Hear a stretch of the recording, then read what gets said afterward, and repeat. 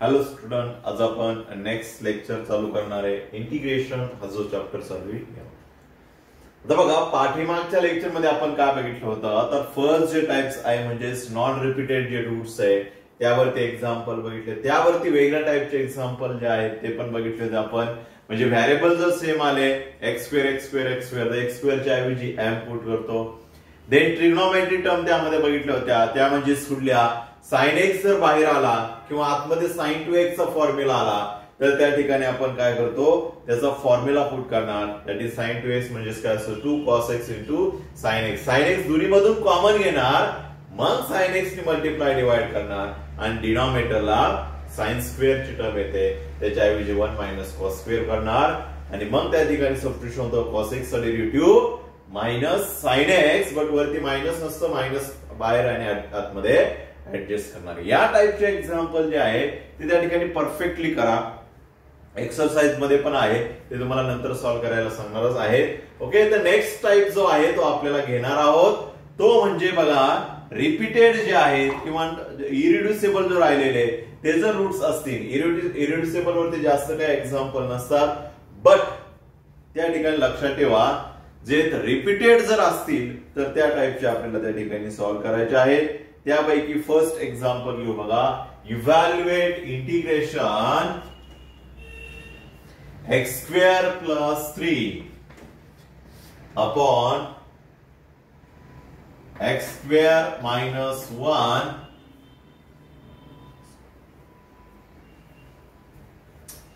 Sorry हे झालेले solve म्हणजे कुठल्या टाइपचं होणार, एक्स स्क्वेअर मायनस 1 म्हणजे एक्स स्क्वेअर प्लस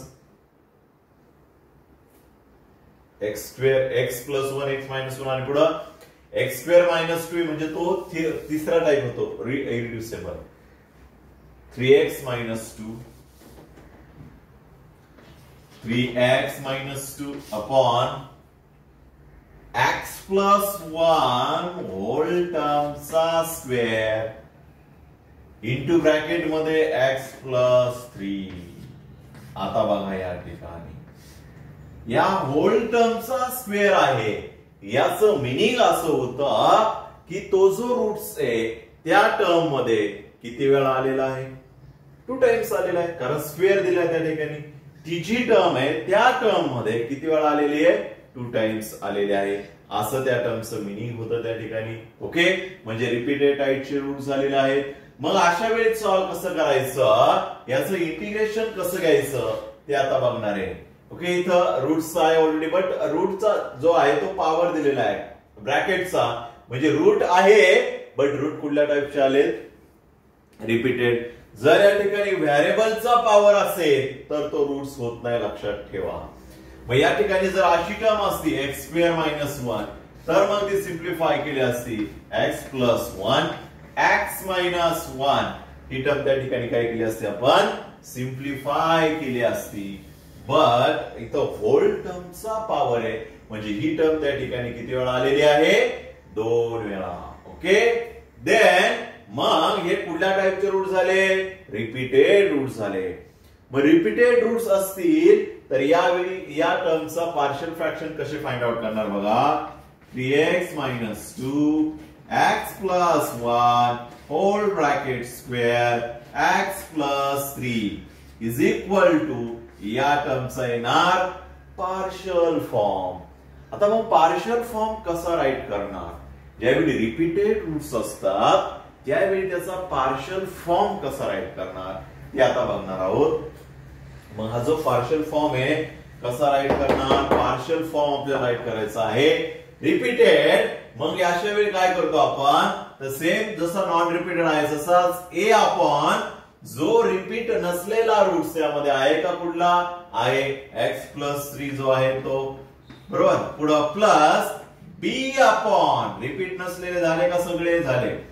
बी अपॉन जो रिपीटेड रूट्स आहे बट त्याची पॉवर त्या ठिकाणी किती घेणार, 1, होल टर्मची पॉवर 1 घेणार. प्लस पुढे सी अपॉन तोच रूट बट त्याची पॉवर किती घेणार या ठिकाणी, मग एक्स प्लस 1 होल टर्मचा स्क्वेअर. पॉवर वाढवत जायची 1 2 कुठपर्यंत वाढवत जाणार, जोपर्यंत जेवढ्या वेळा तो त्या ठिकाणी रिपीट दिलेला आहे तेवढ्या वेळा त्याची पॉवर त्या ठिकाणी वाढवत जाणार. म्हणजे इथं 2 वेळा असेल तर 2 वेळा पॉवर घेणार, 3 वेळा असेल तर अजून एक टर्म आली असती. That is d upon x plus 1 whole टर्मचा क्यूब. आलं लक्षामध्ये? ओके. देन आता बघा हा पार्शियल फॉर्म झाला त्या टर्मचा. नॉन रिपीटेड सारखाच आहे, बट या ठिकाणी काय डिफरंट आहे, जो रिपीटेड रूट्स आहे त्याची फक्त त्या ठिकाणी पॉवर वाढवी जातो जेवढ्या वेळा रिपीट असेल त्यावेळी. पुढली नेक्स्ट स्टेप काय जी नॉन रिपीटेड साठी केली, सेम स्टेप. काय, जर इकडे डिवाइड टर्म आहे ती काय करणार, इकडे मल्टिप्लाय करणार, म्हणजे आपल्याला एक इक्वेशन भेटणार त्या ठिकाणी. अखिलेश मध्ये ही जर मल्टिप्लाय केली तर आपल्याला एक इक्वेशन भेटेल. म्हणजे काय होणार बघा, 3x - 2 is equal to a upon, मग मल्टिप्लाय करताना कुठल्या टर्मला करणार, सगळ्याच टर्मला करणार, पहिल्या दुसऱ्या तिसऱ्या. काय होईल या ठिकाणी, x प्लस 1 होल टर्मचा स्क्वेअर, ही डिवाइड ती मल्टिप्लाय होणार, x प्लस 3 पुढं plus b upon x plus 1, इथं x प्लस 1 होल टर्मचा स्क्वेअर पुढं x प्लस 3.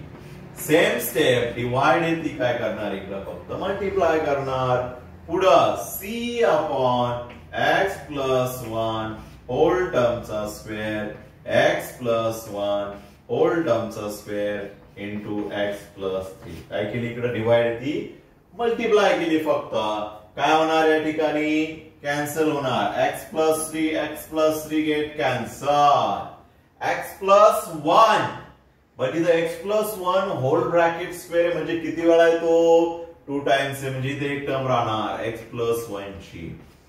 इथं x प्लस 1 होल टर्मचा स्क्वेअर आहे वरती, म्हणजे दोन्ही टर्म काय झाले, कॅन्सल झाले. रिमेनिंग टर्म लिहिणार, इथं काय होणार, 3x - 2 इज इक्वल टू काय होईल, a इंटू काय टर्म राहणार, x plus 3 cancel, x plus 1 whole टर्मचा स्क्वेअर प्लस b इंटू काय होईल, x प्लस 1 स्क्वेअर मधला एक गेलेला आहे, म्हणजे एक टर्म तशीच राहते, x प्लस 1 पुढे राहणार x प्लस 3. पुढं इथं दोन्ही टर्म गेलेला आहे, x plus 1 whole bracket square cancel झाला, प्लस c इंटू रिमेनिंग राहिली फक्त x प्लस 3. काय राहिली, c इंटू रिमेनिंग राहिली फक्त x प्लस 3. आलं लक्षामध्ये? ओके. आपल्याला इक्वेशन भेटला. आता इक्वेशन भेटल्यानंतर आपली नेक्स्ट स्टेप असते A B C find out करणं. त्यासाठी काय करतो आपण, तर एक्झाम्पल मध्ये जे इक्वेशन भेटले त्यामध्ये 180 व्हॅल्यू पुट करणार का, त्यामध्ये ए फाइंड आउट करायचं असेल तर बी सी 0 होईल, बी फाइंड आउट करायचं असेल तर ए सी 0. मग कसं करतो, तिकडे x ची व्हॅल्यू पुट करणार. सांगा बरं, पहिली x ची व्हॅल्यू काय येईल या ठिकाणी, तर रूट चेक करणार, x प्लस 3. मग x प्लस 3 यामध्ये x ची अशी कुठली व्हॅल्यू पुट करणार का जेणेकरून त्यामध्ये x प्लस 3 चा आन्सर 0 येईल. प्लस 3 आहे ऑलरेडी, म्हणलं काय पुट करणार, -3, त्याच्या अपोजिट टर्म. -3 पुट केल्यानंतर कुठली टर्म 0 होईल, ज्यामध्ये x प्लस 3 आहे, म्हणजे b आणि c 0 होईल. आपल्याला काय राहील, 3 इंटू काय होणार, -3 -2 is equal to a into x plus 1 that is -3 plus 1 whole plus 1 whole टर्मचा येणार स्क्वेअर, कारण इथं काय आहे, स्क्वेअर आहे.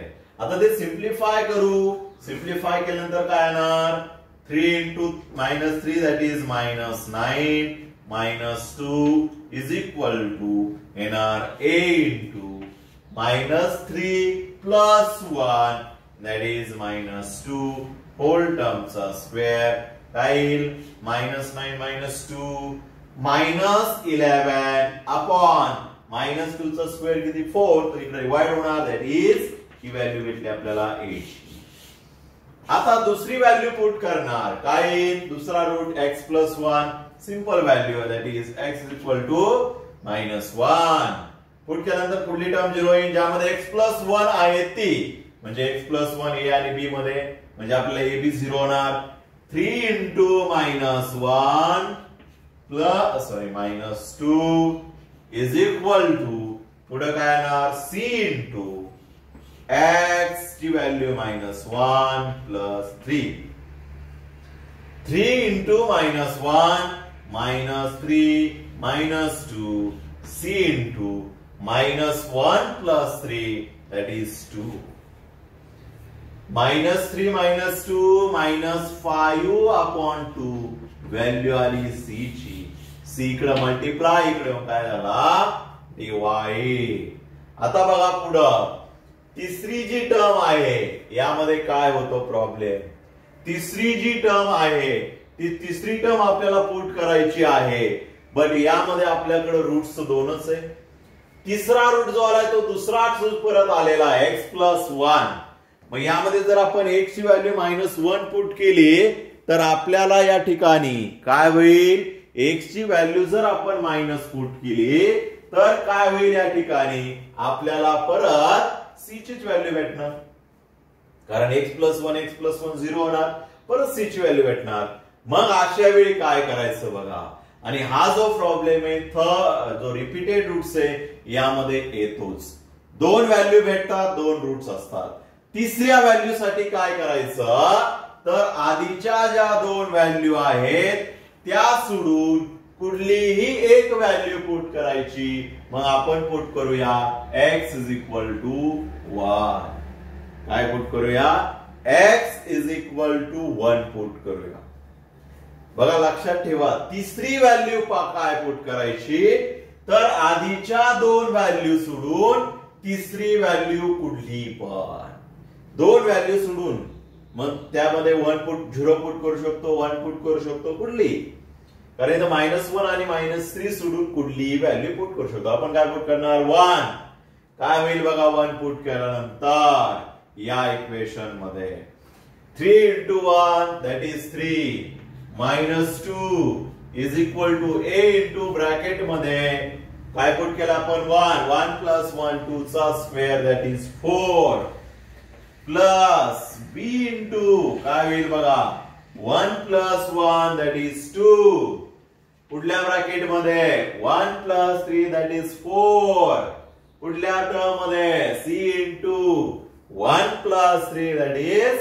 4 आता सिंप्लिफाय करणार काय होईल सिंप्लिफाय तर 3 - 2 1 a into पुढे 4 मल्टिप्लाय प्लस b into पुढे 4 into 2 काय होईल 4 into 2 किती येणार 8 is प्लस पुढे c into 4 c into पुढे आला 4 आता बघा यामध्ये आपल्याला तर c काढायचं आहे ए बी तर आलाय मग ए बी काय करणार तर आधी आपण ए बी च्या व्हॅल्यू काढल्यात त्या व्हॅल्यू तिथं पुट करणार ए ची आलेली व्हॅल्यू पुट करणार काय होईल बघा किती आलेली ए ची व्हॅल्यू -11 upon 4 a into मग ए ची व्हॅल्यू पुट करणार -11 upon 4 into 4 plus b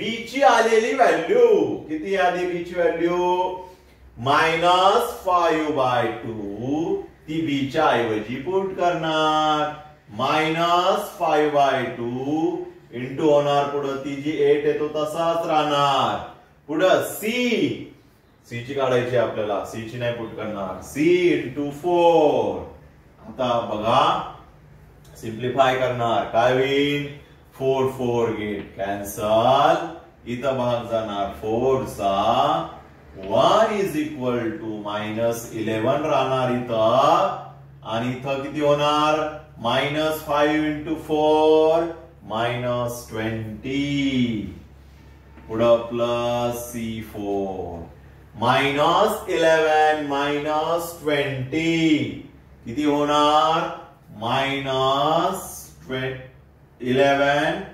-20 that is -31 आणि इकडे 1 तसाच राहणार प्लस c4 काय होईल पुढे तर हा -31 इकडे नंतर प्लस होणार, म्हणजे आपल्याला भेटेल 1 + 34 is equal to C4 sorry 31. 1 + 31 किती येतं 32 व 31 मध्ये एक ऍड केलं 32 is equal to C4. C काढायचं आपल्याला 4 इकडे मल्टिप्लाय इकडे डिवाइड होणार 32/4 that is C is equal to 32/4 किती येतं 32/4 8 into 4 that is 32. C ची व्हॅल्यू आली 8 झाली C ची व्हॅल्यू. बघा काय केलं आपण तर आधीच्या 2 व्हॅल्यू सोडून तिसरी व्हॅल्यू कुठली पुट करणार त्या ठिकाणी त्यावरून आपल्याला भेटेल C ची व्हॅल्यू. आणि यामध्ये ही जी ए बी काय करणार तर ए बी च्या आलेल्या आधीच्या व्हॅल्यू तिथं पुट करायच्या. आलं लक्षामध्ये ओके.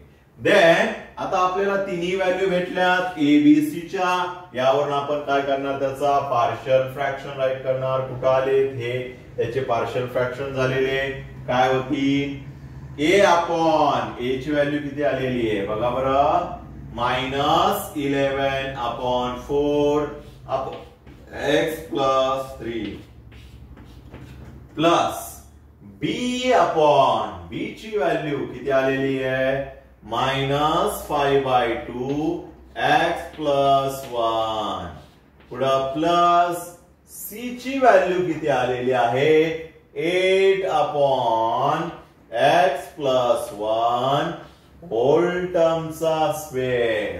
आणि मग या ठिकाणी आपण इंटिग्रेशन घेणार. काय होईल इंटिग्रेशन बघा तर डायरेक्टली घेतलं तरी चालेल त्या ठिकाणी काय त्यामध्ये -11/4 कॉन्स्टंट बाहेर या टर्मचं इंटिग्रेशन काय येणार 1/x - 3 dx आतमध्ये तसाच राहिला.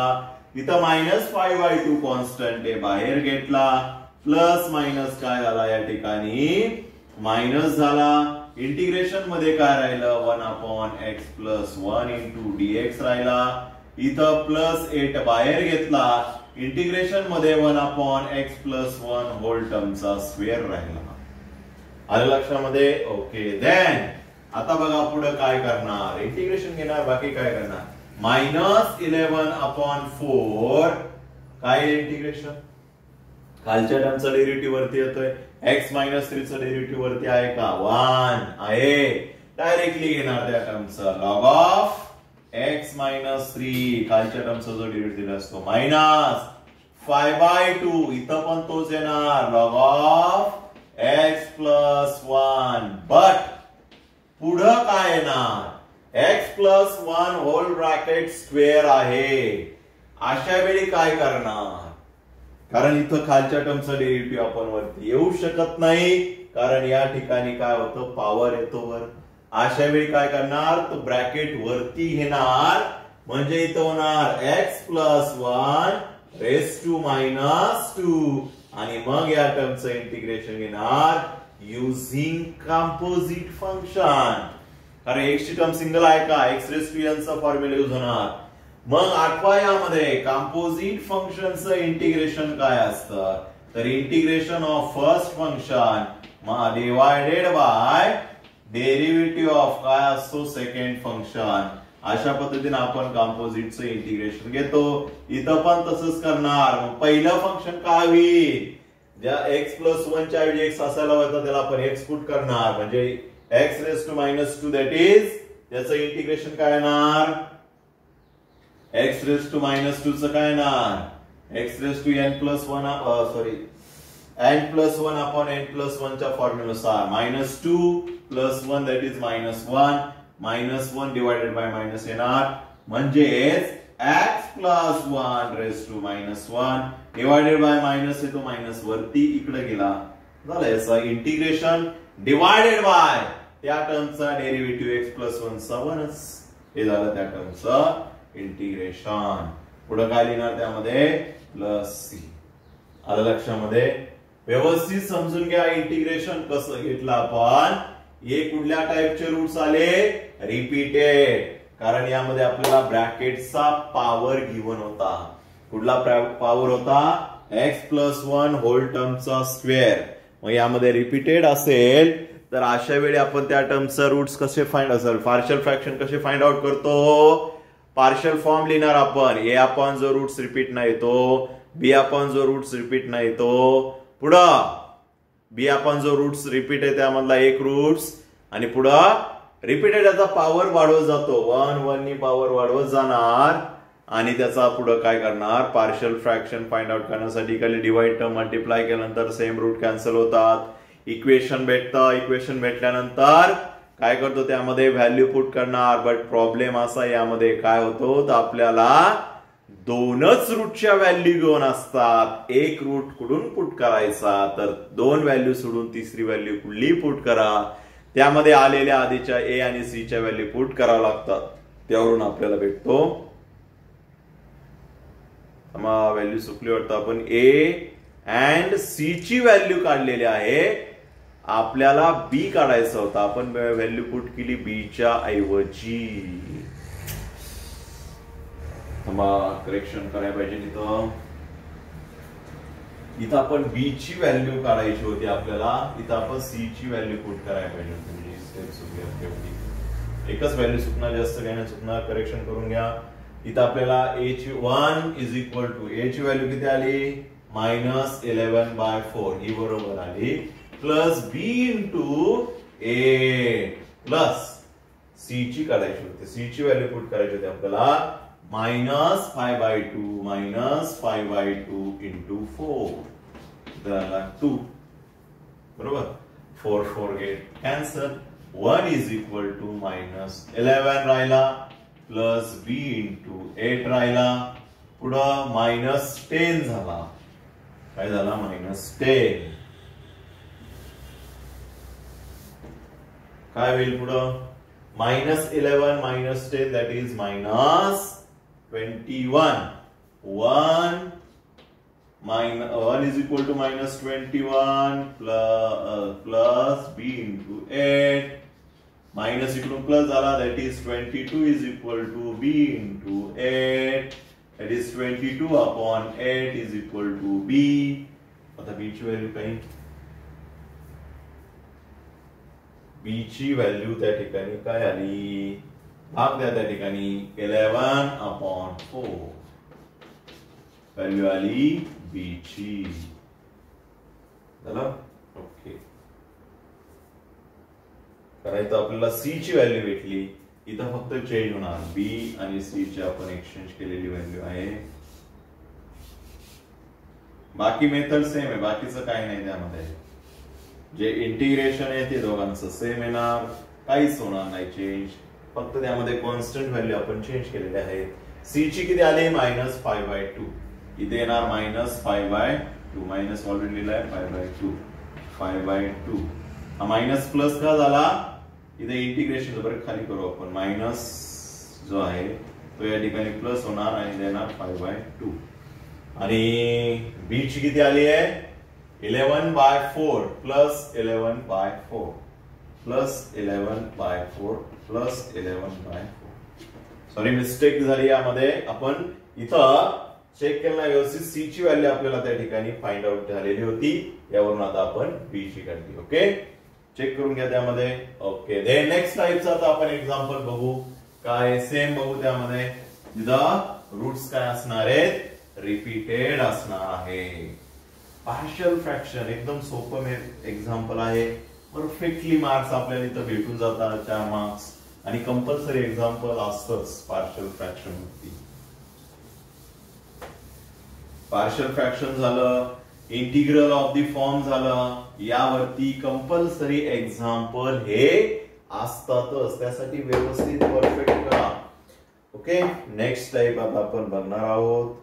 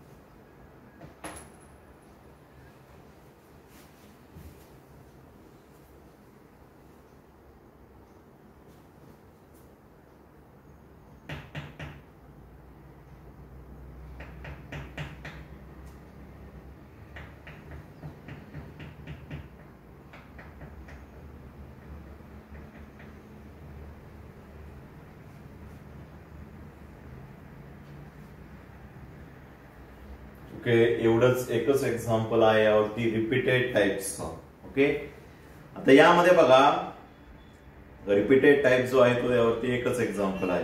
मी तुम्हाला 3.4 मध्ये प्रत्येक एक्झाम्पल सांगतो कुठल्या कुठल्या टाइप्स आहे. जो आहे पहिलं एक्झाम्पल डिनॉमिनेटरला नॉन रिपीटेड रूट्स आहे ते आपण सॉल्व्ह केलेलं आहे. दुसरं यामध्ये x square is equal to m put करायचा ते देखील सॉल्व्ह केलं आहे. तिसरं एक्झाम्पल बघा यामध्ये काय आहे, आपण प्रत्येक एक्झाम्पल सॉल्व्ह करत येऊ. आता प्रत्येक एक्झाम्पल त्या ठिकाणी सॉल्व्ह करत येऊ. 12x plus 3 divided by 6x square plus 13x minus 36. 6x square plus 13x minus 36. He G term आहे याचे रूट्स काढायचे आहेत. आता हे जे एक्झाम्पल आहे मला सांगा कुठल्या टाइपचं होणार. तर इथं बघा दोन ऑप्शन आपल्याकडे आहे. ते म्हणजे कुठलं एक आपण कुठल्या मेथडने सॉल्व्ह करू शकतो बघा. आठवा px plus q आपण खाली क्वाड्रॅटिक इक्वेशन या मेथडने सॉल्व्ह होणार. बरोबर, त्या मेथडने सॉल्व्ह करू शकतो. दुसरी मेथड पार्शियल फ्रॅक्शन होईल का नाही. मग पार्शियल फ्रॅक्शन होण्यासाठी आपल्याला डिनॉमिनेटरचे रूट्स पाडतात की नाही ते आधी चेक करावं लागेल. जर रूट्स नाही पडले तर आपण बिंदासपणे कुठली मेथड यूज करणार, इंटिग्रल ऑफ दी फॉर्म मधली सेकंड मेथड. मी त्याच वेळी सांगितलं होतं पार्शियल फ्रॅक्शनला एक ऑर मेथड त्या ठिकाणी येऊ शकते, ती म्हणजे कुठली px plus q ची ही जी टर्म येते. फक्त कधी ती वरती x ची टर्म असेल तरच, अदरवाइज नाही. आणि integral of the first form देखील येऊ शकतो. 1/quadratic इक्वेशन असेल, जर त्याचे रूट्स पडत असेल तर पार्शियल फ्रॅक्शन यूज होणार. रूट्स पडत नसतील तर त्या ठिकाणी काय करणार, रूट्स पडत नसतील इंटिग्रल ऑफ द फॉर्म. आता इथं रूट्स पाडतात का बघू आपण. 6x square plus 13x minus 63. आता याचे रूट्स कसे पाडणार. तर आपल्या इथं कॉन्स्टंट व्हॅल्यू आहे म्हणजे 36 आणि 6 मल्टिप्लाय करावं लागेल. 36 into 6 किती होणार यामध्ये. 6 into 6 36. कॅरीला 3. 6 into 3 21 झाला. आता यामध्ये ही टर्म जी आहे 216 अशी स्प्लिट करायची का यामध्ये त्याचं ऍडिशन सबट्रॅक्शन जे आहे ते येणार पाहिजे 30. किती यायला पाहिजे त्या ठिकाणी 30. आता 216 कशी स्प्लिट करणार. 216 जो आहे तो त्या ठिकाणी कसा स्प्लिट करणार का जेणेकरून त्याचं आन्सर जे 13 यायला पाहिजे. होऊ शकतो का स्प्लिट. ठीक आहे, आपण फॅक्टर काढू त्याचे. काय येतील 2 into किती होणार 1 0. बरोबर, 1 राहिला दॅट इज 8. 108. 2 into परत 2 न भाग जाणार. 2 into दॅट इज 5 4 किती होणार 5 4 होणार. परत 2 ने भाग जाणार. 2 into 2 into 2 into परत किती ने भाग जातो 2 ने. That is 2 into 2 4. 1 राहिला दॅट इज 27. येते का 27. इकडे किती येणार 2 into 2 4. 4 into 2 8. 27 8 मध्ये काय येते का 13 नाही येत. अजून एक भाग बघू आपण. 2 into 2 into 2 into 27 ला किती जाईल 9 into 3. आता यामध्ये येईल का बघा बरं. यामध्ये येणार का दोघांमध्ये 13 यायला पाहिजे असे दोन टर्म घेणार. म्हणजे कुठले येणार बघा 6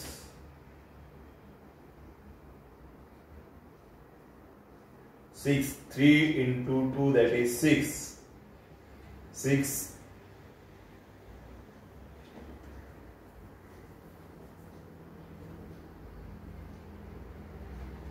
13 आन्सर यायला पाहिजे त्या टर्मचं. किती 13. 9 into 2 that is 18. 3 into 2 किती 6. 6 into 2 8. 6 into 2 12. येते का 13 नाही होऊ शकत. देन काय होणार या ठिकाणी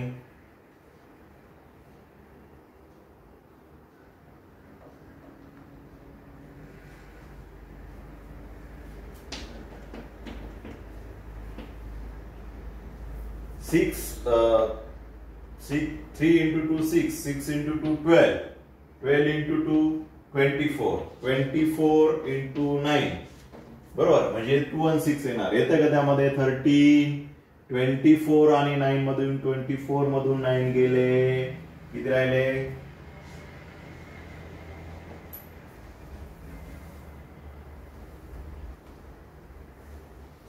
24 मधून 9 गेले किती राहतात 15.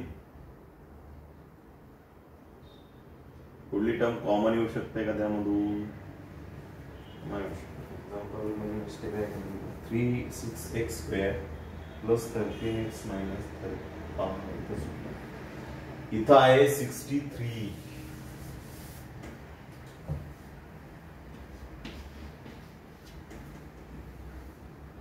63 आज खूपच मिस्टेक हो राहिल्या 63 आहे बघा 63 into 6 18 चला 1 पुढं 6 into 6 36 plus 1 36 plus 1 37 178 आता स्प्लिट करणार. आता 178 कसा स्प्लिट करायचा सेम आता जसं आपण करत होतो काय येणार 2 into किती होईल 1 that is 1 7 आहे म्हणलं 3 1 राहिला that is 9 पुढं किती जाणार परत 2 into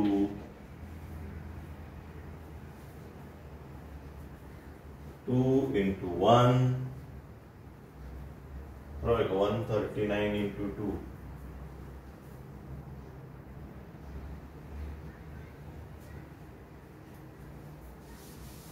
असं नाही होऊ शकत 1 डिवायडेड बाय तिला 1 एक राहिला 17 आलं बरोबर 17 म्हणजे किती येणार 8 येणार 8 into 2 16 बरोबर एक राहिला रिमेनिंग दॅट इज 9 येणार. ओके आता किती जाणार 3 ने जाणार त्या ठिकाणी 3 into 6 आणि इथं 3 येणार परत किती जाणार त्यामध्ये 3 ने जाणार किती येणार 3 into 2 that is 2 आणि 1 आता येऊ शकतं का बरोबर 21 आणि इकडे किती येणार 3 into 3 9 9 into 2 18 होईल का नाही होणार 2 into 3 into 3 into 9 into 3 आता करा बरं होतंय का 3 into 3 9 9 into 3 into 3 9 9 into 2 18 18 आणि किती होणार 27 18 आणि 27 13 आन्सर यायला पाहिजे इथं पण नाही आहे इथं याचा जर लूप केला नाही बरोबर ते अजून काय करू त्यामध्ये मग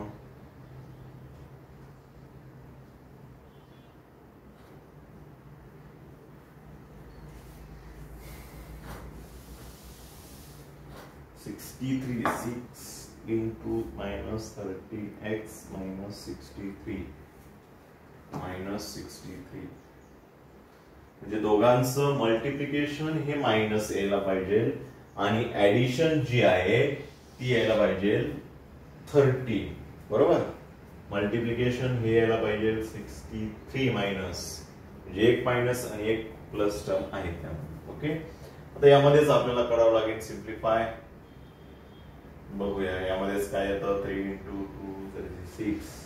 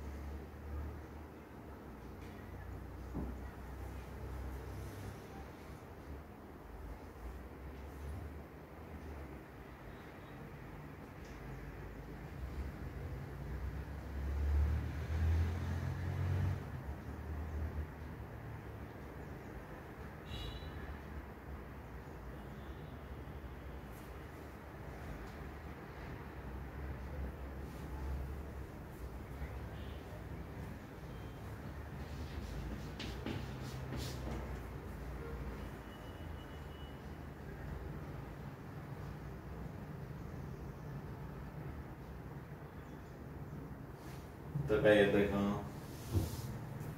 7 into 9 963 इथं पण लिहू शकतो.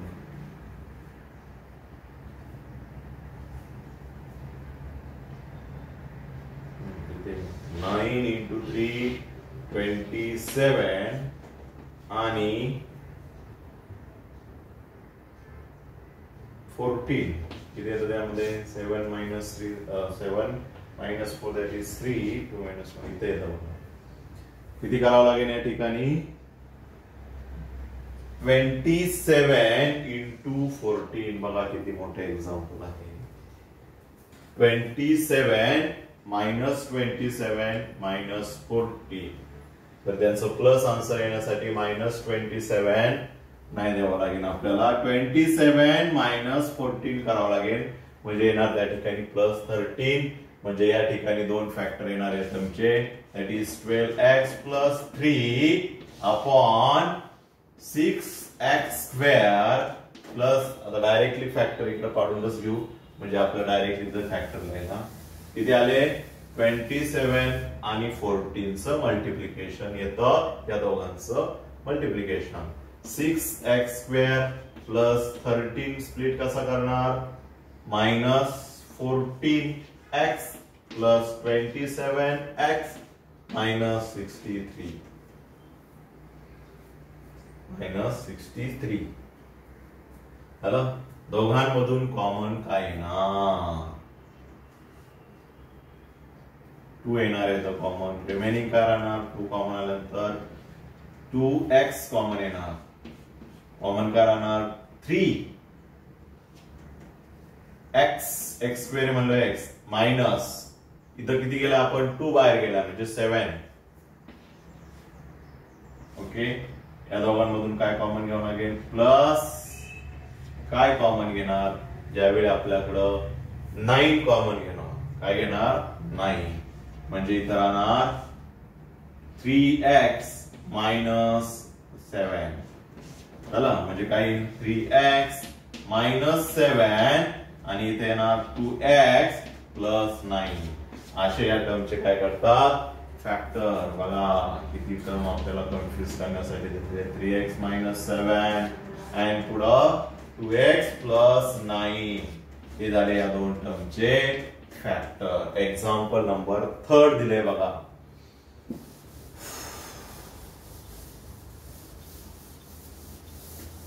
बघा पुढलं एक्झाम्पल काय प्रॉब्लेम सांगेल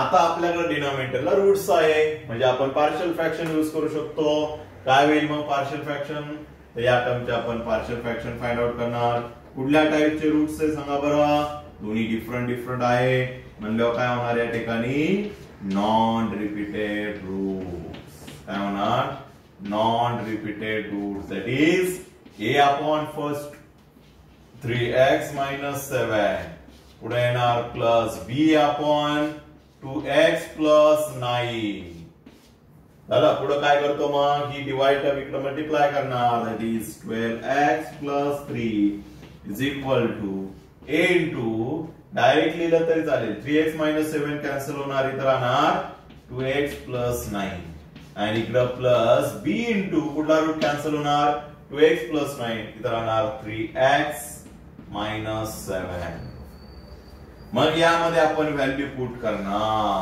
कुठल्या व्हॅल्यू पुट करणार x च्या आता इथे x च्या व्हॅल्यू काय पुट करणार आधी एक एक्झाम्पल झालेलं आहे बघा 3x minus 7 is equal to किती आला पाहिजे 0 मग आपण x ची किती व्हॅल्यू पुट करणार कशी काढायची तर हे सिम्प्लिफाय करायचं 3x मायनस इकडून झाला plus x is equal to put करावं लागणार आपल्याला 7/3 x is equal to पहिली पुट करावं लागणार 7/3 लक्षात ठेवा ज्यावेळी x ला कुठली तरी कॉन्स्टंट मल्टिप्लाय असतं अशा वेळी अशा टर्म फाइंड आउट करणार डायरेक्टली आपल्याला इथं आयडिया येणार नाही त्यापेक्षा डायरेक्टली सिम्प्लिफाय करणार कुठेतरी लिहून घ्या वरती कुठेतरी लिहून ठेवा वरती 3x minus 7 कशी फाइंड आउट केली आपण is equal to 0 that is x is equal to किती आली 7/3 आता पुढली देखील आपल्याला तेच करावं लागणार आहे 2x plus 9 आहे ही पण आपल्याला तेच करावं लागणार आहे 2x is equal to -9 x is equal to -9/3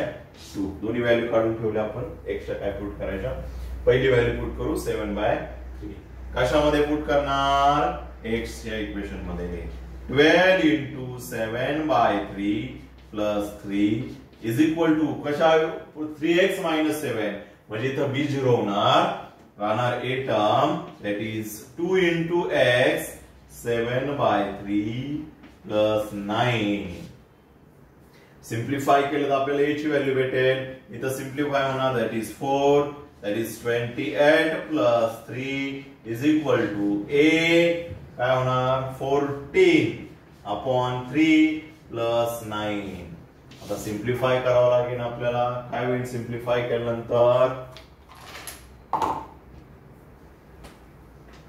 cross multiply करावं लागेल या ठिकाणी ऍडिशन करण्यासाठी काय होईल मग 14/3 plus 9 इकडे किती होणार 28 plus 3 किती होणार 29 30 31 आणि इकडे किती राहणार is equal to a into काय होणार 14/3 into 9 plus 9 क्रॉस मल्टिप्लाय केलं 9 into 3 that is 14 plus 27 upon 3 करा मग 31 is equal to a into काय होणार 11 4 divided by 3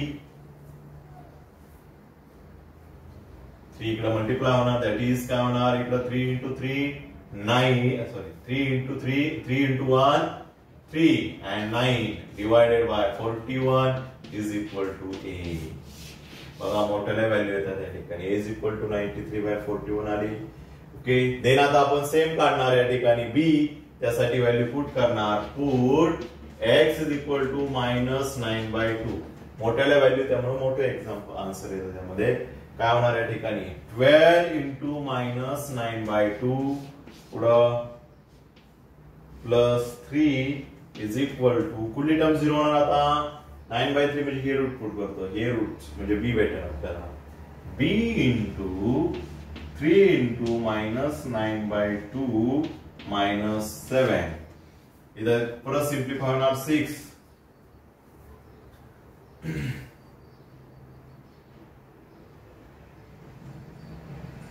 इथं आपण मल्टिप्लाय करणार 6 into 9 6 into 9 that is किती होणार या ठिकाणी 54 -54 चला प्लस 3 किती मोठं एक्झाम्पल आहे b आता इथं minus plus that is -27 upon 2 -7 परत इथं क्रॉस मल्टिप्लाय करावं लागेल इथं काय होणार दोघांचं सिम्प्लिफिकेशन होणार काय होणार सिम्प्लिफिकेशन या ठिकाणी 54 plus 3 मग simplification that is -51 is equal to b into किती होणार 2 into 7 that is 14 -27 -14 upon 2 2 इकडे मल्टिप्लाय होणार that is 51 into 2 that is 102 divided by या दोघांचं परत त्या ठिकाणी ऍडिशन होणार that is 7 plus 4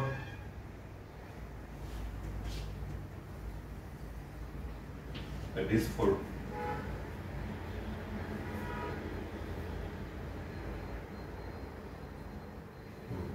41 is equal to minus minus plus होणार व्हॅल्यू आली b ची आता आलेल्या व्हॅल्यू सगळ्या या टर्म मध्ये पुट करणार आपल्याला त्याचे भेटणार पार्शियल फ्रॅक्शन आता पार्शियल फ्रॅक्शन काय झाले a अपॉन a ची व्हॅल्यू किती आली काही चुकलं असेल तर बघा त्या ठिकाणी 93 upon 3x - 7 plus b 10 upon 41 इधर 93 upon 41 इधर पण 41 डिवाइडेड बाय इधर किती येणार 2x plus 9 दोघांचे integration 93 upon 41 1 upon 3x - 7 plus the constant 102 upon 41 integration 1 upon 2x plus 9 dx आता इंटिग्रेशन कसं घेणार 93/41.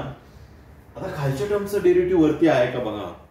3x च्या टर्मचा डेरिव्हेटिव्ह वरती आहे का नाहीये. 3 ने मल्टिप्लाय डिवाइड करणार दॅट इज इंटू 3 ला बाहेर आणि लॉग ऑफ काय येणार मग 3x - 7 प्लस इथं पण आपल्याला 2 लागतो वरती 2 ने मल्टिप्लाय डिवाइड करा आणि डिवायडेड बाय 2 जो आहे तो बाहेर घेणार आणि इथं येणार लॉग ऑफ 2x + 9 आणि पुढे येणार प्लस इथं 3 ने भाग जाऊ शकतो दॅट इज किती येणार